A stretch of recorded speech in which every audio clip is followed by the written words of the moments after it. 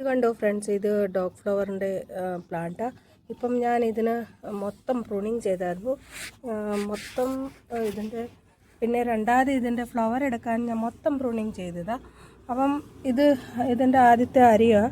ഇതിൻ്റെ ഇത് നല്ലതായിട്ട് നീ ഉണക്കി വെക്കണം. ഉണക്കി വെച്ചാൽ നിങ്ങൾക്ക് അടുത്ത വർഷം ഇത് സെപ്റ്റംബർ മാസത്തിൽ പാകം. അപ്പം നല്ല ഒത്തിരി ചെടി കിളിച്ച് വരും. ഒരു മുട്ടിന് ഇതേണ്ട ഇത് ഒരെണ്ണത്തിനന്ന് ഒത്തിരി അരി ഇളകി വരും. അപ്പം ഇങ്ങനെ നിങ്ങൾക്ക് ഒത്തിരി പ്ലാന്റ്സ് കിട്ടും.